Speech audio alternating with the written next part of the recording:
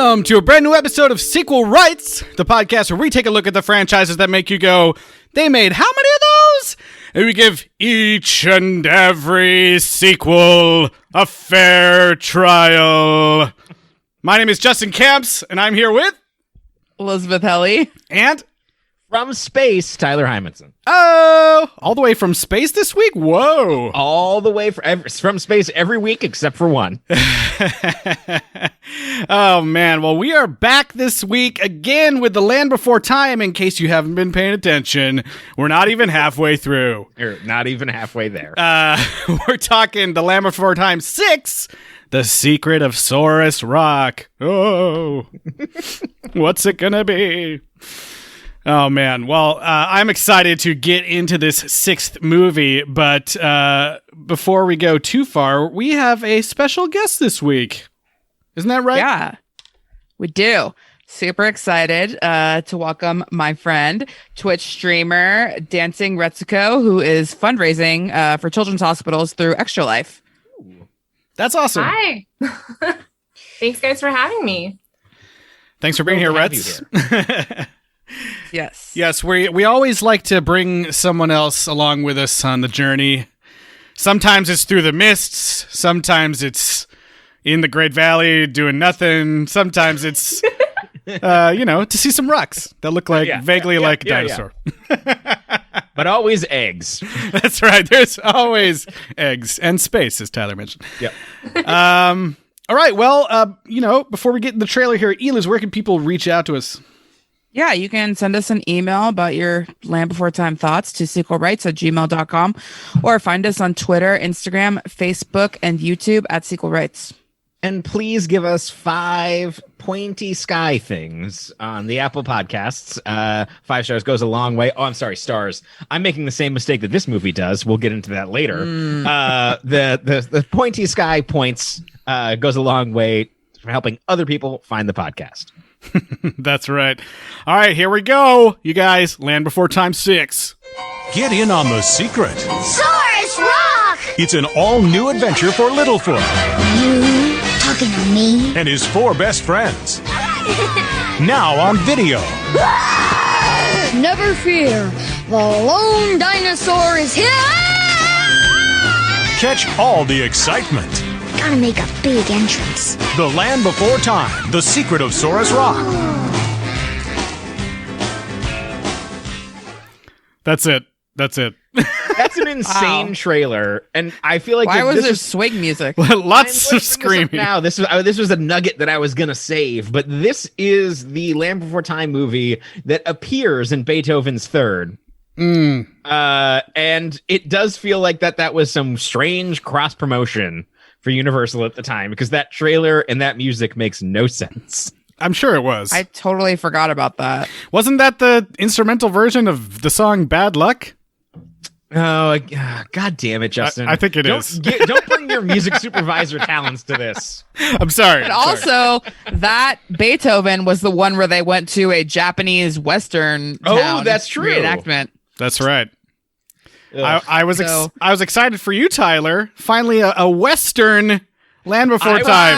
It's a Western. And not just any Western, a Chris Christopherson Western. Our favorite kind.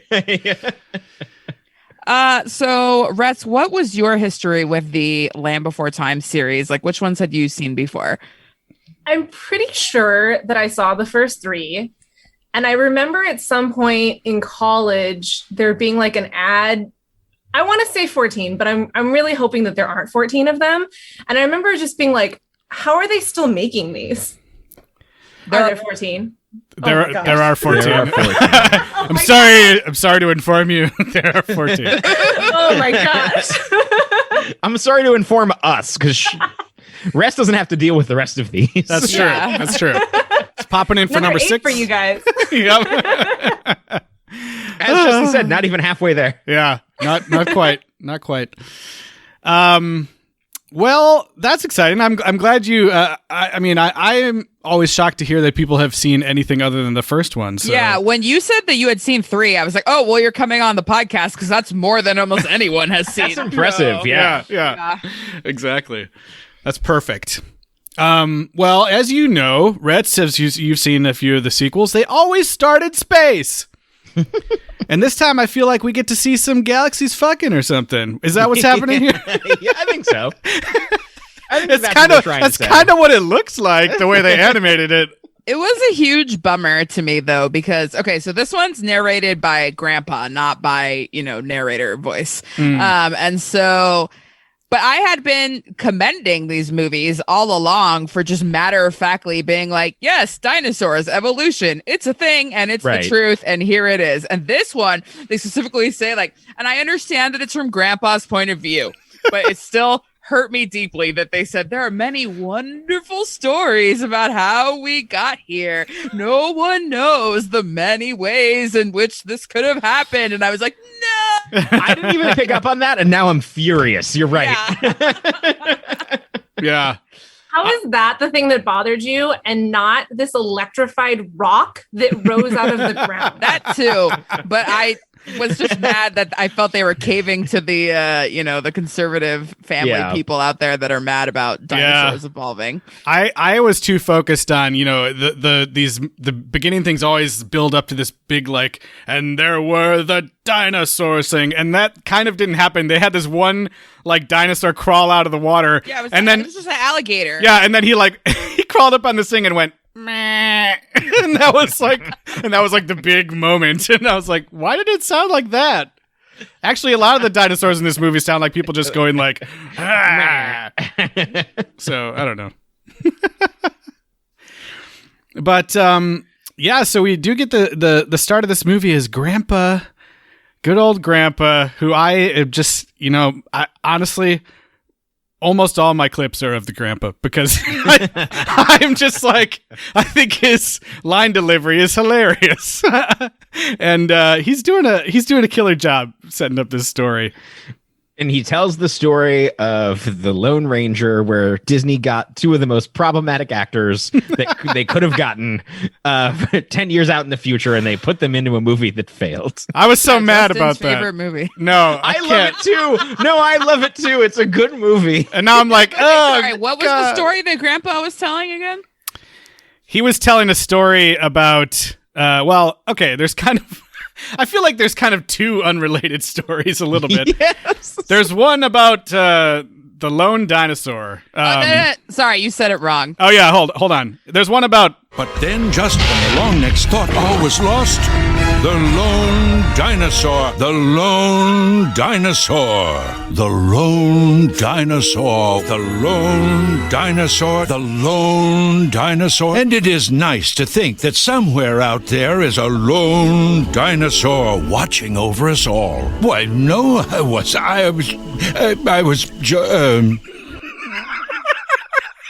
Wow, for Justin, the record, you beautiful I did not man. plan that. I had no idea Justin had that prepared, but I am going to insist that we continue to say the lone dinosaur every single time we mention it. Dinosaur. Okay, you guys, those clips I put in were none of them were repeated. That was just as it is in the movie. That was all Grandpa, because the kids continue to say it that way almost the entire movie. So they all say the lone dinosaur. I just love that he in the middle of a sentence would be like, you know what? It was a beautiful day, and then all of a sudden the lone dinosaur came. It's like they all have the same brain defect. Yeah. You can't say it any other way. Which, as we have discussed, may be true. My other favorite part of Grandpa talking there, I included the part at the end where he's like, but then he's able to just he's a master storyteller. He can just turn on a dime like this. The Great Valley! Yes, and life in the Great Valley was good until one day. Great. Yeah, until one day. So scary, That's Grandpa. how I'm going to be telling all my stories from now on. Until one day. So he tells the story of the lone dinosaur. And basically it's like, oh God, everything was fine in the Great Valley. And then all of a sudden a sharp tooth shows up. But you know who else shows up? The lone dinosaur. So, question. Did Grandpa always live in the Great Valley? Is this some legend that happened a different place? He later said his grandpa told him. Right. But I was like, I thought they came to the Great Valley only after like the first movie. Yeah, I was figuring like they must have heard of the Great Valley somehow in the first film, so it must have been like a story passed down, like there's this place that is so great, and it's a valley. So I'm assuming that this was like a long time ago in the Great Valley, and it was just passed down. Yeah, would be my guess. I want a version where the Great Valley is just Boogie Nights. But yeah, so the lone dinosaur comes and kicks the shit out of the sharp tooth.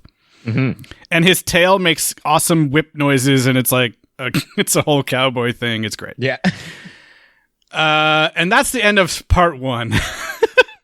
And then, it's interesting because this is a classic, Western trope gunslinger story, right? And they tell it to the kids because kids don't know that trope. But then for all normal people, you're like, wait, so I had to hear it and then see it play out also? Because in a normal Western, like you would just see it play out. You wouldn't hear the story and then have to see it play out again. Also, how do we feel about the choice? Like, that there was the conversation where all of this is happening, like Grandpa's telling a campfire story, right? But they have to be like, no, only humans can like invent fire. So they're standing in front of like a magma vent. I guess. Yeah, aren't those hot and extremely dangerous? It's a really weird choice if you're going to be like dinosaurs are going to be in families. There's going to be brothers and sisters. There's going to be all this, nuclear family bullshit. But they can make a fire? No. But we're going to how do we do the campfire trope? I guess lava. I hate it. They also somehow know popular music. I don't know. Yeah. So be it. Popular music about magma. Oh, yeah. Of course. I didn't even think about that. That is weird. Yeah. Well, I mean, the reason that it's weird and they had to specifically animate it that way is because somebody was like, they can't make fire. Yeah. It did strike me as weird because I was like, when we were in Costa Rica, we like saw those like steam vents, it was extremely hot. You cannot get near them. You will die. Yeah. Like, so. Well, they're dinosaurs. They have hardened skin, of course. Not that hard because they're not around anymore. Their constitution score is way up there. Oh, man. God. Okay, so in this campfire story, we get to meet 2 new characters. Oh, yes. Oh, boy.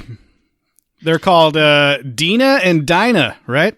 Dana and Dinah. Dinah. Sorry. You guys, we previously complained about not seeing Sarah's family. This is all your fault, Eliz. And this is our reckoning. But it makes no sense because they call her Auntie Sarah. They call him Grandpa Three-Horn or whatever. But like Sarah's siblings were like exactly the same age as her. So like, what, did they have kids already? Was there another I think that Grandpa Three-Horn is a weird conservative dude that has a young lady.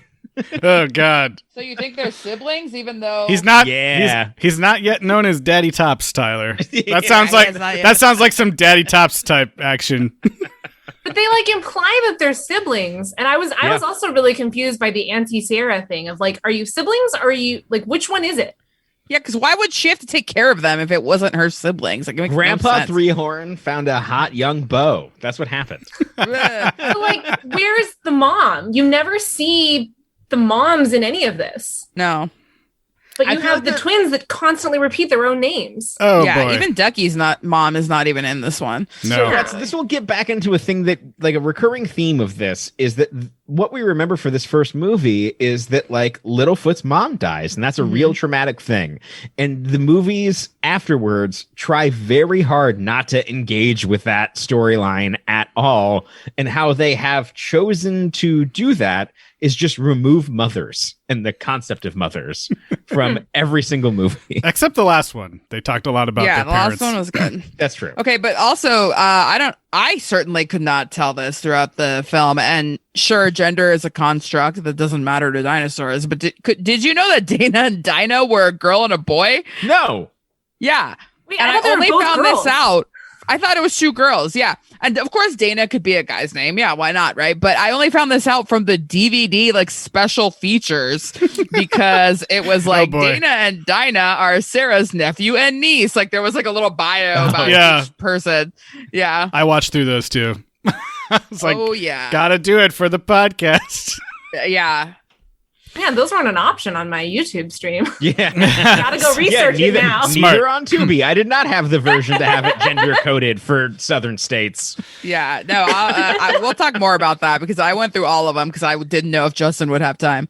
But yeah, Dana and Dinah suck, and they are like Pokemon. They talk like, Dana, Dinah, no, boo, boo, hoo. Yeah, I was going to say, we haven't even mentioned the most annoying part of them, which is this. Right. Oh, Dana, Tweety Horton, You cannot. I love Pokemon, but this is inconsistent, first of all.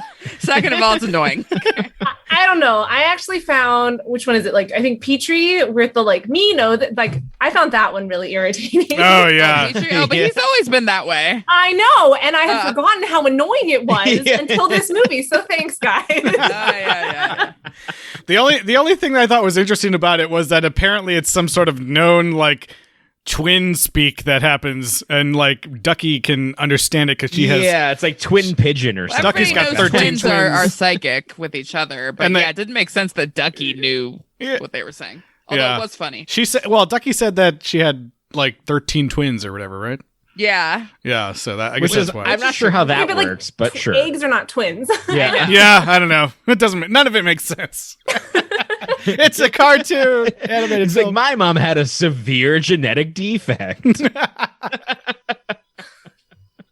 2 and 1 egg. What? Yeah. Well, 13 and 1 egg. Yeah, they're super annoying throughout the entire. Like when they get in trouble because they're just playing and they just like get lost. Whereas like our group of dinos that we've been following all this time, every time they get lost and they go on an adventure, it's always for like some actual good reason. At least better than these dummies. They fix a cataclysmic problem getting lost. It's like if I was their parents, I'd be like, I can't find them. I mean, my life's about to get better. So like, let's just let them do what they need to do. Yeah. They always come back. This is movie 6. Yep. Yeah. But Dana and Dinah are just lame. They suck. I hate them. They do. I hope they don't come back. Yeah, that would be nice. I hope Chomper eats them. Okay, so I don't even remember what happens. How does Doc get there? He just shows up. Wait, did we even really discuss Saurus Rock? Oh yeah, okay. No. So after the lone dinosaur saved the Great Valley that one time, as Rets mentioned before, some lightning caused a rock to come up from the ground that looked like a saurus. Yeah. Long neck. It's some X-Men bullshit, and if there's not some Savage Land nonsense, I'm going to be upset. This was a part where I thought there was some super awkward, exasperated dinosaur noises. Yeah. In this, here, let me play this quick. Earthshake!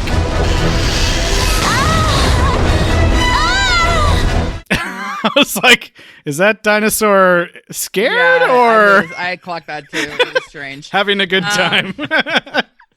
Very scared. Yeah. And I kept wondering throughout this whole thing, after the concept of the lone dinosaur was this explained, I was like, have they ever even said dinosaur before? Okay, this movie gets real willy-nilly with the nomenclature. really does. Okay, because the thing that happens, and I was yelling at my TV when it did, is there's at one point in the movie, a sharp tooth creeps up on Sarah and is drooling upon her. And she says, it might rain, where up until this point, it's been Skywater the And entire even in time. the rest of this film, it was Skywater. Yeah. Littlefoot has one line in a song about rain as well, and it's like bullshit. You're talking about sky spheres. You're talking about sky water. You've taken 2/3 as long to say everything you need to say. You cannot say rain. So they're saying dinosaur, and I spent so much time thinking, like, do they know the word dinosaur like this whole time? And then they get to the first song, and Petrie sings carnivore, and so I was like, well, if they know carnivore, then I guess they know dinosaur. Like, geez. Yeah, carnivore, dinosaur, sky sphere. Right out the song. It's fine. Oh man, annoying.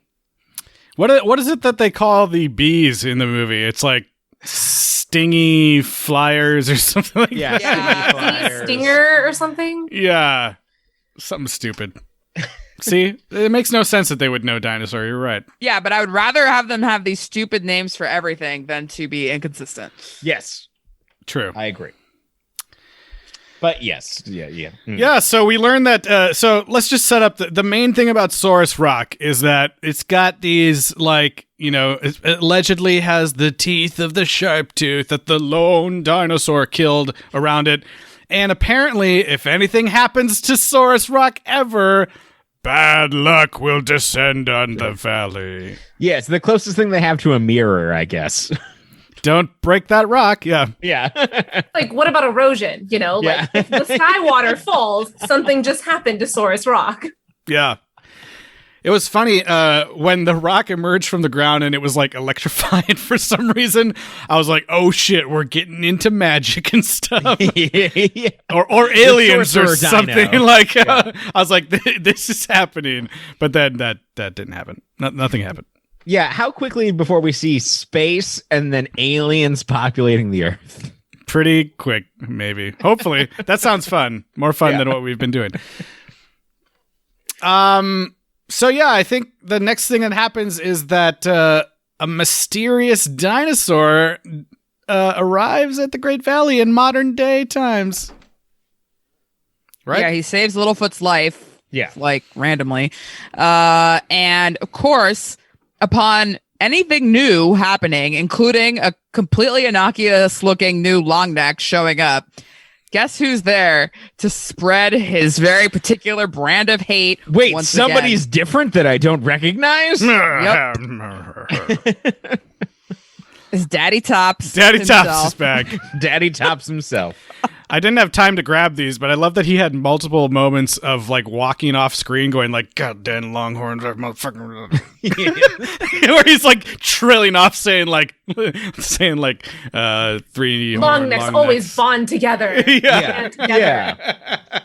Is I that will bad? say before we get too much deeper into the story, I did like the idea that there was some other dinosaur legend like the Great Valley or something else that the kids could get excited about and be like, oh, like there's a hero, like there's a vegetarian leaf eater hero for us. Mm-hmm. And like, I like that idea. Do I like the execution of how it goes? Probably not. But I think that it was a better setup for a first act of this movie than maybe we've seen in a lot of the other movies. Yeah, it was fun to see them play.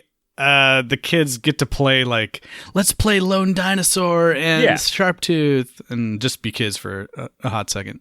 Yeah, and be kids in the Great Valley where it actually makes sense. Mm-hmm.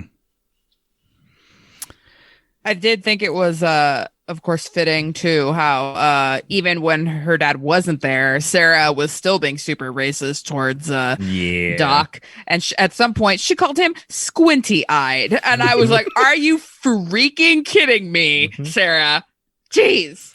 I will say that this movie felt like a good kids movie that should probably that had a message that I think is relevant today. And I think was really... I was actually pretty impressed with what I was trying to say, even for 1998, 99, I believe. 98. 98, yeah. When But it was basically like, your parents might be racist. That doesn't mean you have to be. yeah, like when all the kids were playing and like Littlefoot was saying like, oh, I should be the lone dinosaur because it was my idea. And I was like, well, that's actually really progressive for you to not say I should be the lone dinosaur because I'm also a long neck. And I was like, oh, good. This movie's going to be progressive. And then Papa Tops came and it's no longer progressive. I don't know if you've seen the brilliant Photoshop work that Eliz did of putting a "Make the Great Valley Great Again" hat on Daddy Tops. But that is maybe one of the best, if nothing else comes of this podcast ever, that is the meme that we need to persist and get out there, because my God, does Danny Top suck? Yeah. They just bring him in to do that thing every single time. Here At least comes... this time he didn't sing about it. Yeah, that's true. That's true. And there wasn't other dinosaurs being like, oh, fuck, here comes the racist. Yeah. But they did kind of side with him. They did later on. Yeah, that second time they do. Yeah. And, Random and assortment of Grandpa like apologizes for him at one point. He's like, no, he's fine once you get to know him. Come on, Grandpa. Let's have some accountability here. Is he fine? He does this every single time. Yeah. 6 times so far. Maybe by 14 he'll stop doing it. There was one movie he wasn't in, and we were like, thank God. No Daddy Tops. But yeah, so Doc is here, and he, like Tyler mentioned, he's played by Chris Christopherson. Mm-hmm. In doing his best John Wayne. Yeah.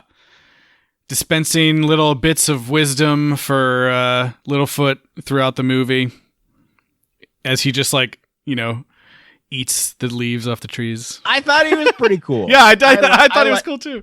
I liked him. Like, he was just coming through being like, yeah, I'm here. I don't want to be a hero. Littlefoot's like, oh my God, like, you're the lone dinosaur. And he's like, I'm just a guy. Like, I don't really give a shit. Yeah. I did like how he handled it, because we have seen so many versions of this where the hero that's visiting turns out to be a piece of shit, or a Lothario, or a criminal, or, whatever. And the kid becomes disillusioned. This time he really wasn't either. He was just a dude. Like, he didn't fit the hero thing where he killed everybody and saved the town. No, not really. And then he didn't crush Littlefoot's dreams either. Yeah. It's really hard to do that man with no name balance, where he comes in he's actively resisting the hero's call to action, doesn't want to do that, isn't trying to do anything for himself, is just I'm just the person that I am moving through this world, and whatever story you're trying to tell, I'm not a part of that either. And it was really big in the 70s, and it was how Clint Eastwood made his whole thing. But to see it done pretty well in this animated movie was kind of cool. I thought it was really good. I also thought he had some really good little nuggets of wisdom. When all the other dinosaurs were you need to leave. And he kind of told Littlefoot, change what you can and accept what you can. And I was like, this guy has some fabulous quotes. That's an ethos. I will follow that. That's great advice, sir. Exactly. Yeah, I love that too. His thoughts on luck. Yeah, that was great. Yeah. And I liked at the end, I mean, we'll talk about it more too, but Littlefoot is a real jerk to his own grandma and grandpa at some point. He's idolizing Doc, and he's like, you're the best long neck I've ever known, or whatever. And grandma and grandpa are like, thanks, bro. Yeah. What about your dead mother, or us who've been raising you now for however many years? But I did like at the end that Doc kicked it back to Grandpa and was like, you don't need me to be your hero. You already have one. And Littlefoot figured it out, and it was kind of cheesy that he had to say it, but at least Littlefoot learned something.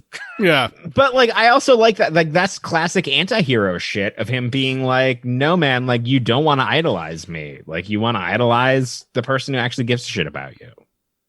Yeah, I loved how anti-hero he was. He's just every single time he saved Littlefoot's life, they were like, oh my God, thank you. And he was just I was just happened to be around this. Yeah. He's just I don't give a shit. Or his scar. I cut myself. Yeah. On what? On something sharp. Yeah. No, he was real cool in this movie. Yeah. By far the best character. Oh, man. Should we talk songs? Yeah, let's talk songs. Littlefoot loves Doc so much that he sings a whole song about him. Or I guess he sings a song about the lone dinosaur. The lone dinosaur. Yeah, I mean, it was clear that this movie was going to be a Western. But when I heard the first few notes of the song and realized that it was also going to be a Western, I was like, no. Yeah. Yeah. A classic... comes in and you're like, no. Yeah. It's a classic ballad or something of the story of the lone dinosaur,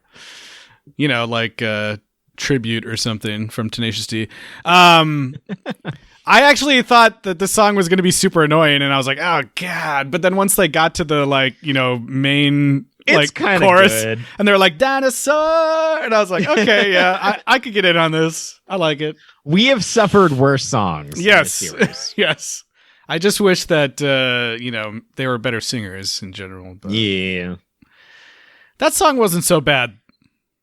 Is this the one with Spike or is it the No, that's the next Oh, one. okay, never mind. Okay, so that song, it's a Western, it's a ballad of a Western guy. Okay, so the second song is just like a super sad, like I'm all alone song from Littlefoot. No, that's the third song.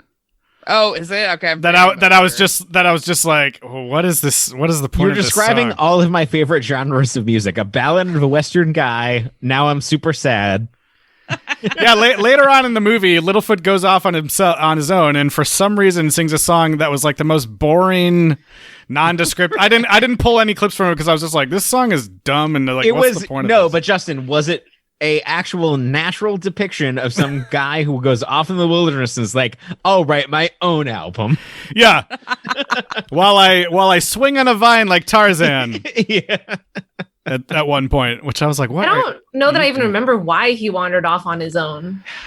I think He was gonna fix Saurus Rock. yeah, he was gonna fix it so that the bad luck would stop. Yeah, Oh, nobody right, else right, really right. believed him. They didn't believe him? Yep, they didn't believe him Yep. until Oh wow. 2 seconds later, I think. Yeah. Oh man.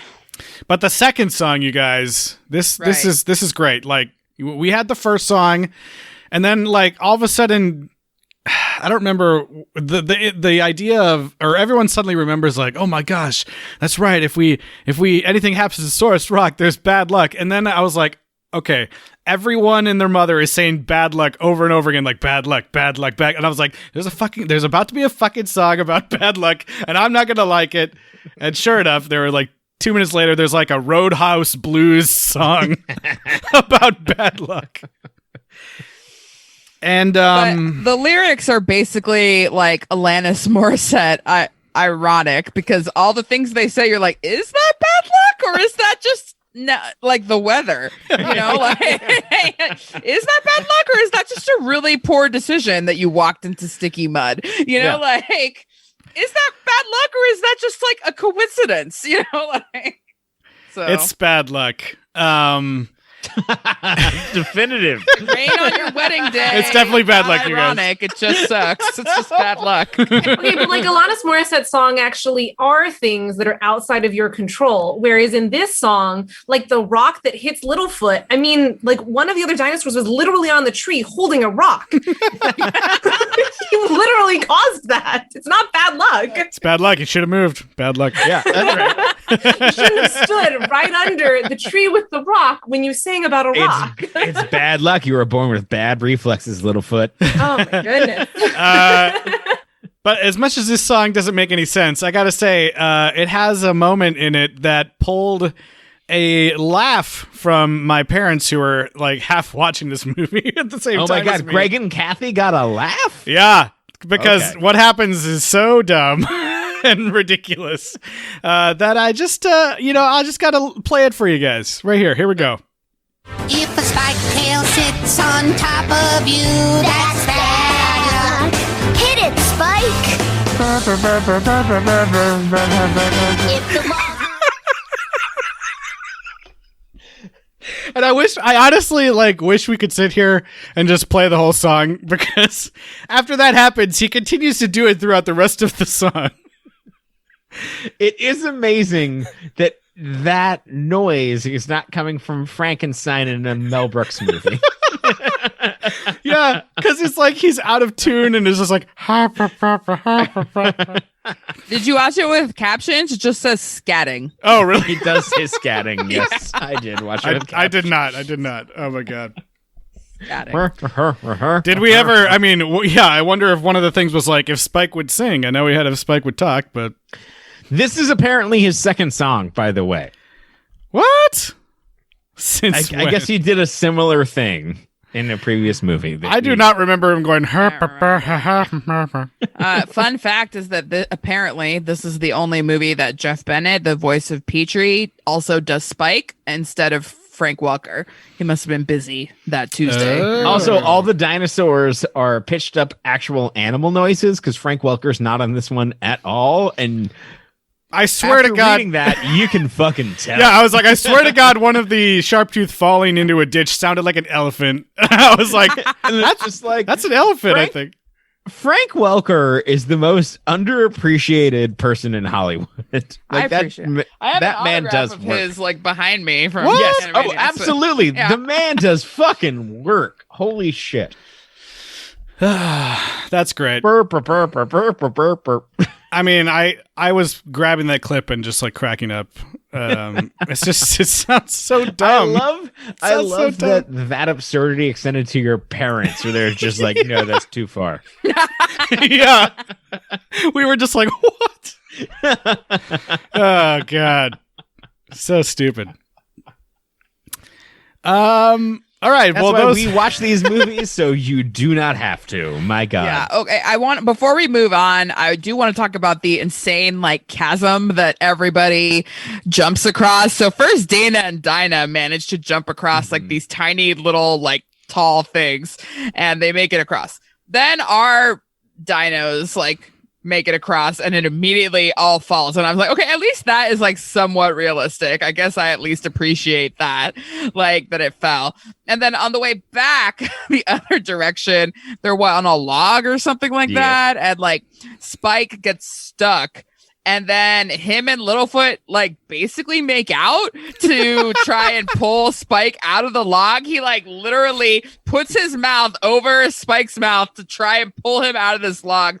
And like, I guess I was proud of them for not making it a gay panic moment, because in any other movie, like if a bro has to give his bro CPR or something afterwards, they're like, oh, no homo, you know, like, so I guess it was kind of good they didn't make a big deal out of it, but at the same time, it looked weird. Spike, live. There's still a chance. Yeah, it's just weird. Well, it also didn't look like the most efficient way to pull him either. No. Well, Eliz, you know, they only made it across the chasm because of the courage that we gave them by matching them with their parents in the crossing the chasm DVD game. In the DVD game. Oh my God. Yeah, in the DVD game, to cross the chasm, you have to remind them who their parents are, essentially. And Their then when it gets to parents that we never Littlefoot, see. it's like, his grandpa. But the pictures, like the other options, are so stupid. Like, there's like, what's her name? Nessie from the last movie. They show the like crocodile. They show other bad guys like from a other movies. velociraptor. It's like, obviously, that's not their parents. Littlefoot's mom is Cruella DeVille. I did click on all the wrong answers just to see what they say, and they're just like, oh, nope, that's not a triceratops. Yeah. It's really funny. Famously had her mother killed by Dalmatians. I mean, definitely when we were watching that scene, we were like, no, like the physics of this just doesn't work. So, you know, now that I know that Eliz and Justin were the saviors of the dinosaurs, That's right. That's great to know that fact now. If I hadn't played that game, I DVD think the game. movie would have gone differently. That's true. Yeah, you know, Tyler and I, we almost got them killed by not playing that game. That's right. Yeah, watching on the internet, we almost killed dinosaurs, and I feel bad about it. But there's also Should we talk about the rest of the extras right now? Sure. Sure. The other DVD game is a Saurus DVD Rock corner. puzzle. So you like, first of all, there's a whole tutorial on how to use the remote my God, to play games. Right. And It's called How to picture Find remote, And then Things. all of a sudden it has, it's clip art of a dog, a horse, a monkey, and a cat. And you click on them and it goes like, meow, and the clip art becomes big and it makes the animal noise and then it goes away, and that's it. I like that. Teach you how to use the controller. I liked that the horse, the dog, the cat, and were like realistic drawings, and then the monkey had like cartoon googly eyes. Was the cartoon drawing? Yeah. I was like, what? Which I'm like, why not just use your characters from this movie? They couldn't license a monkey photo. It was literally a special feature telling you how to use a remote. And it even is like, can't find the remote? Why don't you look under the couch cushions? Or maybe it's in the kitchen. Yeah, it says that. The thing that's insane about that is that this movie was released in 99 and the DVD did not come out till like 2003. Okay. Oh, well. So another shocking thing then in that case is that one of the DVD bonus features is just an ad for the Jurassic Park Institute, which is just a website, jpinstitute.com, where you can do more fun dino-themed activities. And that's it. I did not go to the I'm like, website. why? In 2003. It no longer exists. You can buy the domain. It's insane. There's like the Jurassic Park logo and everything. I just Googled that right now, too. So you're acknowledging that they're all going to die and then possibly be brought back to life. Was it a Jurassic Park 3 promo? Like, what the fuck? No, not in 2003. Was it? I don't know when these DVDs 2001 came was out. Jurassic Park 3. But the movie came out in 1999. The DVD came out in 2002. I don't know what synergy person was like, we've got to put a Jurassic Park thing on this God DVD damn, for children. That's confusing. Yeah, it was real weird. And then there was bios of every single character, and then you could like in the so it would be like Littlefoot is a blah blah blah, and then you could click on the name of the dinosaur and see like a little info card about the dinosaurs. And so they had that for every character, but also they had it for Charles Grosvenor, the producer, who if you click on him, it's got a real picture of him and a 4-panel bio, even though everybody else only had 1 panel. It's funny because all of this is under no other real life cast and crew. Yeah, all of this is under the stars of The Land Before Time. And it's like, all the characters. And it doesn't Charles show Grosvenor. the name of the voices or anything. It's just like Littlefoot and like the type of dinosaur, and that's it. Yeah. But his 4-page bio. Charles Grosvenor, he owns a racing boat. I mean, kind of. It went through like his entire filmography up to that point. And then there's 2 crafts that basically it tells you how to do crafts at home. That's right. And one is they want you to like take Play-Doh or clay, put a dinosaur toy in it to make a footprint, and then put a piece of paper on top of that, and then like do a shading of the print. Yep. That you already made with the toy. steps. And then finally, did you read this one, Justin? I saw step 1 was like, make chicken soup. And I was like, nope, I'm not going to. It I'm seriously tells you to buy an entire 4 to 5 pound chicken, like for this craft. And then it says like step 1, make chicken soup. Have your parents boil the whole chicken like at once to make sure that the bones aren't like cut or displaced.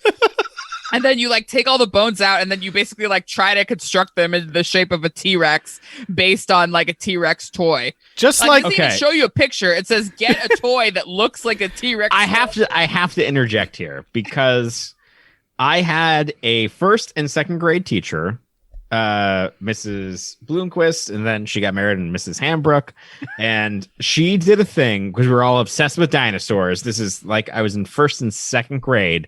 She got a chicken, boiled it, buried all the bones, and then had like a paleontology, let's dig up bones type of field trip in the playground thing that was still one of the most incredible things that I've ever done in my life. Okay, no, that is cool. Yeah, like that sounds super legit. But you're Yeah, not it a was corporation releasing a DVD telling parents to make their kids ask the parents for a 4 to 5 pound chicken. Like, No. I totally agree. I've honestly been waiting 6 episodes to talk about how awesome my 1st grade teacher was. that is great. Thank you so much, Mrs. Whatever it was. Bloomquist. Yes. But it also says specifically, like, make sure when you're putting the bones together that you do not make a chicken. Remember, you're trying to make a dinosaur, so don't put them back in the right place. yeah, like the kids would my know God. that. Yeah. Oh, boy. But yeah, it doesn't these even give you a bones. recipe for the Remake chicken them. soup. It just says boil the chicken and make chicken soup. Yeah, very Well, because weird. they don't care about the soup. You just care about the bones. Yeah. Probably doesn't teach you how to get the bones out of the chicken either. Yeah. Step 1, make chicken soup. That's literally what it That- says. I mean, that was our first real taste of bonus features on this DVD box Yeah. set. They also had like the, I was the like traditional almost impressed with the sing-alongs. last craft. Oh, no, go ahead. Oh What were no, you sorry. saying? I was saying that I was almost impressed by the last craft of like actually teaching kids about like a modicum of actual science, and then your chicken soup thing just ruined it for me. Right. Reassemble the bones. Yeah, into just a different being. Anyways, I do took a lot of pictures of my TV, so maybe we'll post these on Instagram. Amazing. nice. I'm hoping, I was most excited about those DVD games. Those are always hilarious. So I'm hoping there's more coming up. Yeah. That would be great. So they go out to Saurus Rock. Sorry, we got totally off topic. It's all right. The stupid twins cause them to fall and break part of one of the sharp-toothed teeth off the side of the rock, and bad luck descends on the Great Valley, which kind of had me thinking, I don't know, lots of bad stuff has happened in the Great Valley. Don't you think they always have bad luck? I don't know. A meteor fell. He specifically said that too. Yeah. But Grandpa said that. He's like, we've had wild winds and sky water before. And of course, Sarah's dad was still like, get that new guy out of here. He caused the tornado. Yeah, I did kind of enjoy the, it wasn't really a montage, but the many bad luck type events that happened throughout this section of the movie, which I thought was kind of funny. The thing that I thought was insane about that is that Ducky and Spike, I think they were supposed to, in the script, have swollen up, bumpy faces. Yeah. And I think that there were the animation studio was nah, we can't do that. Just put a leaf over it. So they just have leaves plastered over their faces, which doesn't make any sense. But they had to have gotten test frames back of allergic reaction faces and being no. Yeah. Did Gloriana watch this with you? She did not. Oh, because I was I know she loves Twister. Yeah. Oh, yes. It all leads up to a giant tornado attacking the valley, which we haven't seen yet. Sure. Which was kind of funny that everyone's freaking out, running away from a tornado. A bunch of giant dinosaurs oh my God, get into this cave. Whoa. Well, Bill Paxton nor Philip Seymour Hoffman are there, so. Yeah, but you know who is there? Doc. Ellen Hunt? No. The lone dinosaur. The lone dinosaur. And he's like, here, hold on to this piece. We can go through the eye of the storm and it'll be cool. It'll be fucking sweet. It's so calm. But yeah, he, him and Littlefoot get caught outside, and but he rescues him, of course. Sure. Right. Oh, I remember. Yeah. Okay. So then Littlefoot, thinking the bad luck is their fault, he decides to go back to Saurus Rock by himself. He sings the sad song, which specifically in the sad song, he talks about being alone with just him and his shadow. And I was like, you know what shadows are now? You fell for the shadow trick 8 times in every other movie. And now you're like, oh, it's just my shadow. Yeah. So, yeah. He goes off on his own, and we learn that apparently they could have fallen from that log and probably survived. Yeah, he goes back to find the dead body of the dinosaur that they murdered, as they are been apt to do in nearly all these movies, and decides that it's not enough to murder this sharp tooth. He also needs to desecrate the corpse. I know, he's like, we've never heard them really say this, but that moment when he was like, well, it looks dead. And then he's like, it smells dead. And I was just like, oh, they've never interacted with a dead thing. It just felt weird. He did curl up next to his dead mother. Yeah, I was like, would you have felt better if it said smells like my dead mom? Oh my goodness. I mean, I'm all for it, Justin. If that's what you're saying, I'm behind you. Smells like a rotting corpse. Looks like a corpse. Yeah. Corpse. I did. Obviously, there's no dino dental work, because he should have known that you can't just pull a tooth out of, I mean, but he kind of does. No. And then talking about that too, their teeth are immaculate. Yeah, they are. That's true. Yeah, he gets a stick and props open. The whole time we've seen, obviously, this sharp tooth is still alive, because he's like, now the sharp tooth, I guess, is like smart enough to pretend to be dead so that he'll crawl in his mouth because he's like also listening to what the Littlefoot's saying. What are you saying, Justin? Are you saying you're smarter than a 5-year-old in 1999? Yeah. I just love I love the long moment of realization that the sharp tooth is still alive. When he gets inside the mouth, he's like, oh wow, at least the breeze is nice. Wait a minute, if there's a breeze and I'm inside some sort of hot breath, I'm inside of mouth, there shouldn't be a breeze. But like before that moment, it's like I think it was either after his song or as part of his song, he talks about how like because he's alone, he talks to himself and blah blah blah. And it's like you probably wouldn't have been detected by the T-Rex sharp tooth if you hadn't been talking to yourself. It's true. What an idiot. It's bad luck again. It's the full Rain Man technique, backfiring again. And yeah, so he's getting chased by this like really the first sharp tooth is like, really stupid. Like we've seen him getting like stuck in things over and over again, biting through trees instead of our characters. But then somehow there's like a second sharp tooth that just shows up out of nowhere, right?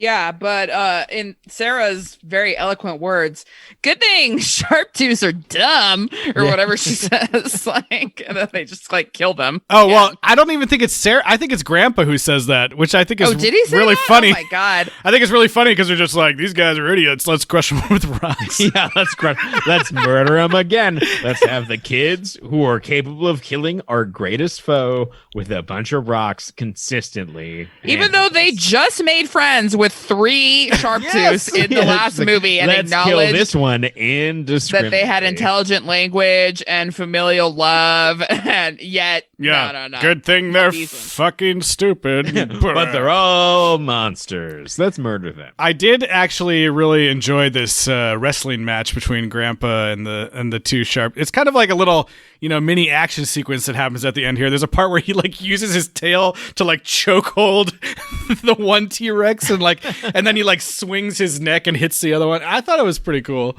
We don't get many. This is like an animated version of a Star Trek the original series, like from the 60s fight. Yeah. Yes.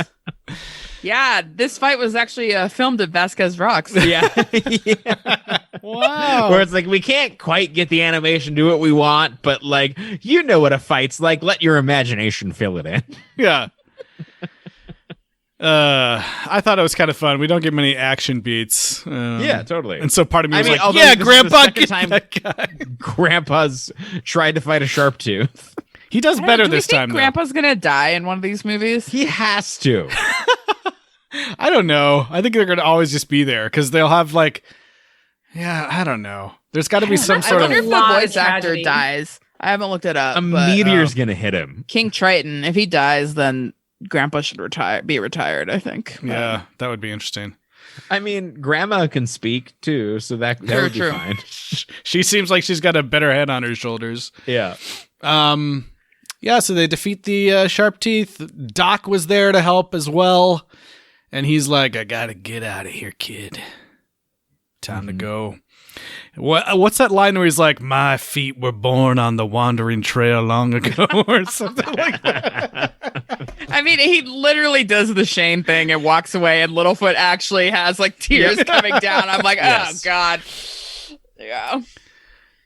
And then this movie in 1999 has all of the tropes of the westerns of the 60s. Yeah. Oh! We forgot about the part where Littlefoot does the taxi driver. Yeah. Oh, yeah. Yeah, that's right. Talk about you this. talking to me, and it's like that's He's not talking even to the me. right You're genre, talking to me. It's not even a Littlefoot. Western. You fucking child. At least do like, was it Make My Day or like some other Western line? No, that's not even Western. That's a San Francisco cop. Like, oh, never mind. Yeah, like whatever. It's but Clint yes, Eastwood. it was insane. It was like, yes, do the 70s taxi driver bit, please. Yeah, kids are gonna get that. Which I love because you're right. It's like transposed shorthand of like, it sounds like something Clint Eastwood would say. Clint Eastwood was in a lot of Westerns, so this is from a Western. Oh, God.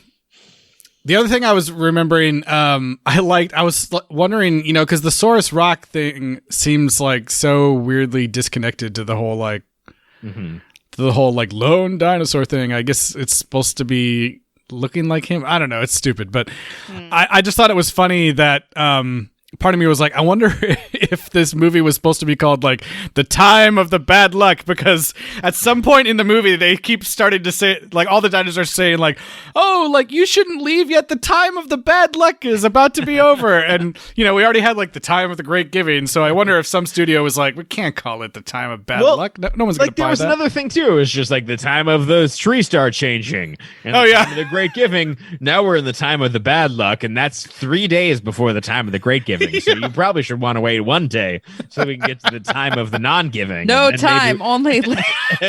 No time, only land. Yeah, that's right. That was a great one. Like that whole time of the tree changing leaves bit, like the Tops made like such a big deal out of it. I was expecting that was going to come back later, and then during the bad luck, it was the water that ran dry, and I was like, you didn't even have like continuity here. No. Yeah, and they're like, I love that every single time the parents are just like, oh, we're running out of resources. And then somebody inevitably is like, we still have plenty. Yeah. Like, it's still totally fine. I like, yeah, but this was I the like best this one. Starbucks. Yeah, they literally are like, yeah, but this was the coolest one. And in my head, I was like, oh, I'm sure they mean like it was cool as in temperature, but I listened to it like, yeah, this was the coolest pool. That Starbucks had the most seating and outlets. It's insane.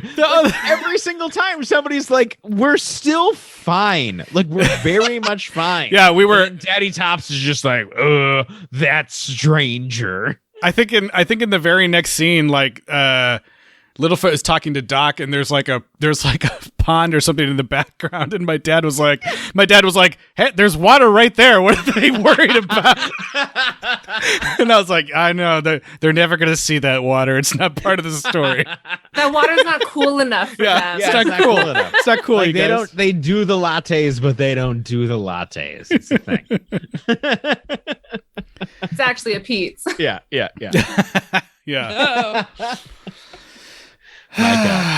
Well, I mean, the movie ends with Littlefoot now retelling the story, but this time it's about the lone grandpa. Although I think it's actually called the gray dinosaur or something like that. Yeah, which is good dinosaur. Which is super lame. You should have said the lone grandpa. That's more fun. The lone grandpa. That's what that Nobody movie's about. The lone grandpa. Yeah. Well, I suppose I have to ask how many molten lava fires would you give Land Before Time 6, The Secret of Saurus Rock? I'm going to give it 4 lava molten vents in the ground because I was like so excited after the last one took such a jump in quality back up, in my opinion, that this one like hurt even more, that it like dipped down so low again, because I just felt like they didn't learn anything once again. The animation itself somehow went back to being worse than it was last time. Oh, Eliz, I have bad news for you. Okay. This is the last movie to be cell animated, and the rest of them are digitally animated. Oh no! So this might be the best looking one. Those will at least be like consistent, like I don't know. This one was just look like garbage to me, and I don't know. Maybe I'm just a dumb fan servicey person, but the last one was so good, and this one is like garbage to me. And the Western thing, okay, fine, yeah, I get it. I'm sure it's like fun-ish, but I don't care. 4. I'm going to give it 6. I thought that this should have been the second movie. I think that this is perfectly fine. We're in the Great Valley. Some shit's happening. But it's only a 6 in the imaginary universe where this is the second movie.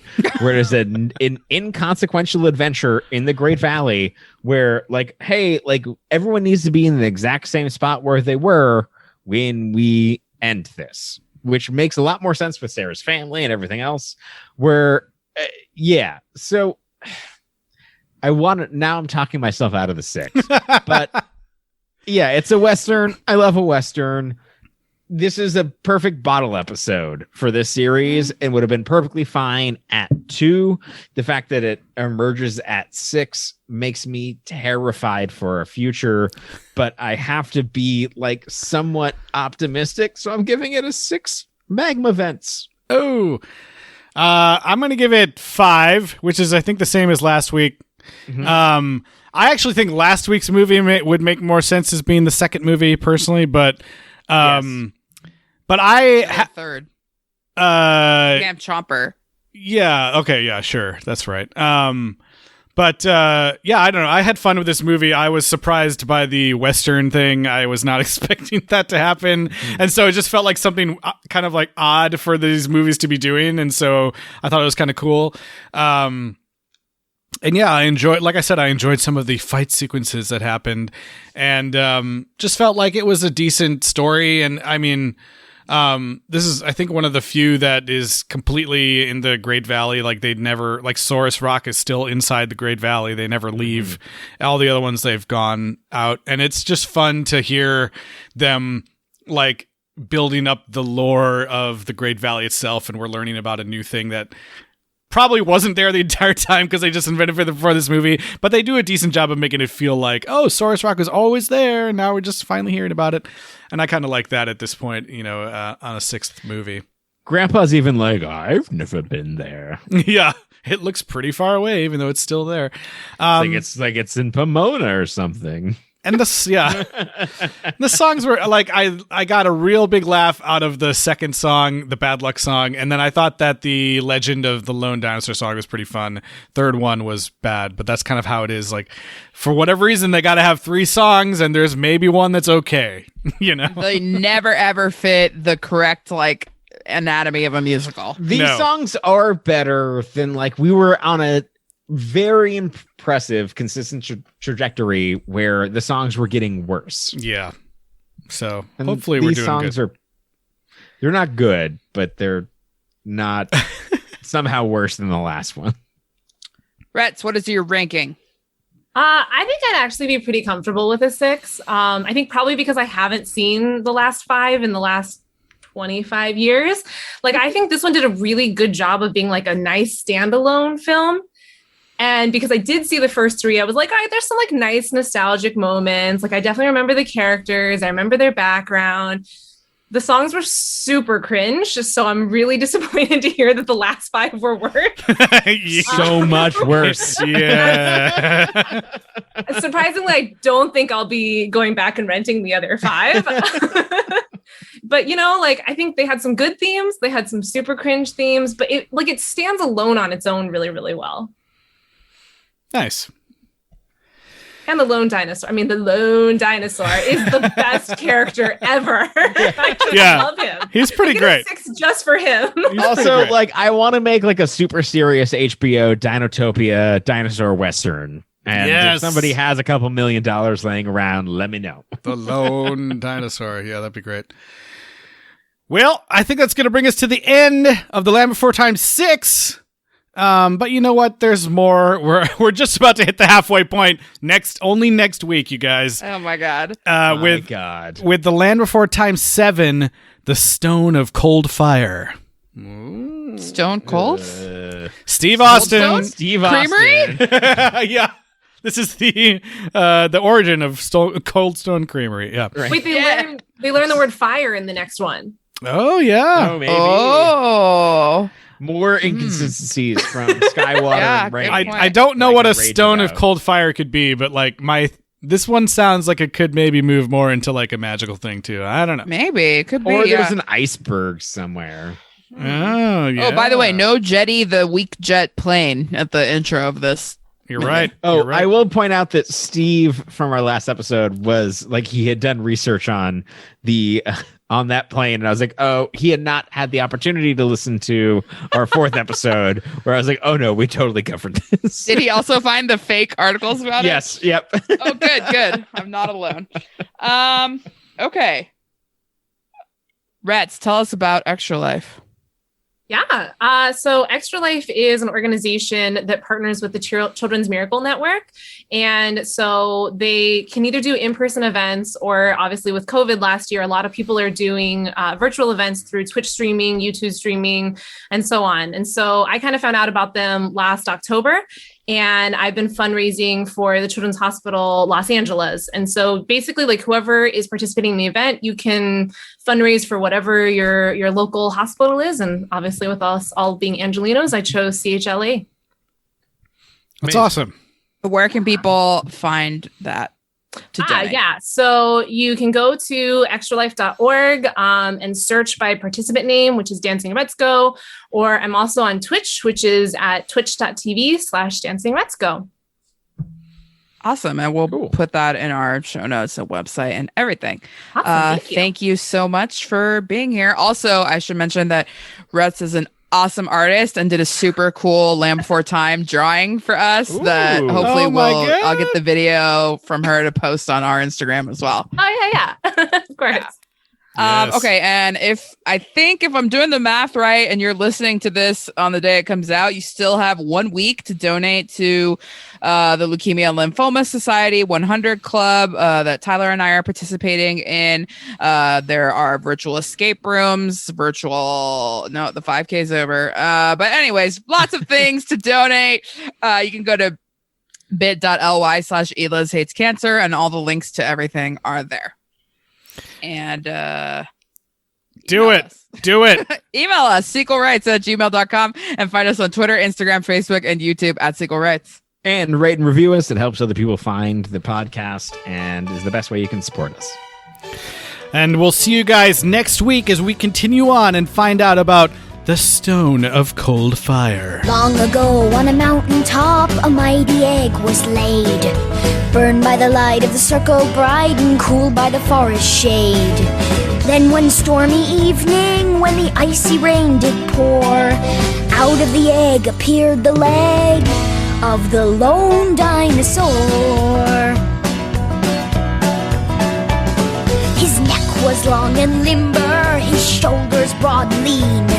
His eye was high as the morning sky, and his vision, it was keen. He wandered strong and silent across the valley floor, and everybody called him the lone dinosaur.